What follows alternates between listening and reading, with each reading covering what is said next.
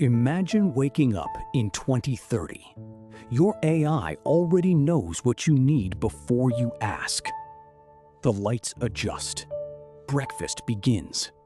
Your schedule is already being reorganized around the traffic outside. Your phone may no longer be the center of the relationship. The assistant could be listening through something you barely notice. Your car may drive itself, but the harder question is not whether it can move, it is whether people can trust it. A doctor may use AI to spot patterns earlier. That is powerful, but it is not the same as a machine replacing judgment. This is not a prediction of one future. It is a map of the possibilities already taking shape. The first change may be the least dramatic. AI becoming an invisible layer between people and everyday decisions. Instead of opening 10 apps, you could describe what you need in ordinary language and let the system coordinate the steps. It may book, remind, compare, and adapt. The convenience is real, but so is the amount of private context required. The assistant knows more because it sees more. Routines, preferences, movements, and the moments when nobody is paying attention. The best version of this future is not an assistant that controls everything. It is one that remains useful, visible, and easy to overrule. At work, the visible change may be less about humanoid machines and more about software that can act on information. An AI can summarize, compare, draft, and search at a speed no individual can match. It can also be confidently wrong. The advantage may come from iteration, more prototypes, more tests, and more time spent on the decisions that still require judgment. That could make teams faster. It could also make bad assumptions travel faster if nobody checks the first answer. The strongest evidence points less to entire occupations vanishing overnight and more to tasks being reorganized inside them. Physical AI is advancing too, but the most reliable robots today usually work in structured spaces with repeatable tasks. Humanoids are being designed for environments built around human tools. Whether they become common at home is still an open question. A useful household robot may not need to do everything. It may begin with the chores that are repetitive, tiring, or unsafe. For older people and people with disabilities, the value may be measured in independence, not in how human the machine looks. The hard part is not making a robot move. It is making it reliable when the world is messy, unpredictable, and full of people. Healthcare may be one of the most consequential places for AI, not because it removes doctors, but because it changes what they can see. Pattern recognition can help prioritize a scan, flag a change, or suggest what deserves a closer look. Personalized treatment will depend not only on better models, but on better data, careful validation, and accountability when the recommendation is wrong. In a believable 2030, trust will be part of the technology. Patients will need to know what the system saw and what it did not. The promise is substantial. The safeguards are not optional.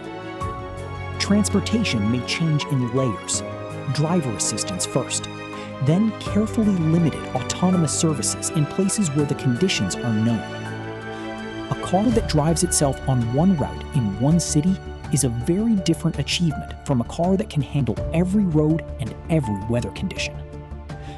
The first large benefits may appear in logistics, campuses, airports, and mapped districts, places where the problem can be narrowed.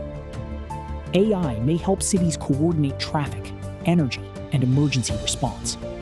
But every automated decision creates a question about authority. The future of driving will be negotiated through testing, liability, standards, and public tolerance for failure. The most ambitious possibility Maybe AI that helps scientists search spaces too large for any human team to explore alone. It can propose molecules, compare structures, and prioritize experiments. The laboratory still has to decide what survives contact with reality. The same pattern could apply to batteries, catalysts, materials, and energy systems. Faster search, followed by slower proof. The breakthrough may not look like a machine making a discovery alone. It may look like more people testing more ideas together. By 2030, the most valuable scientific systems may be the ones that know when to ask for an experiment. Every capability creates a shadow. The same systems that make information easier to produce may make truth harder to recognize. Synthetic images, voices, and video can lower the cost of persuasion. Verification may become a daily habit rather than a specialist skill.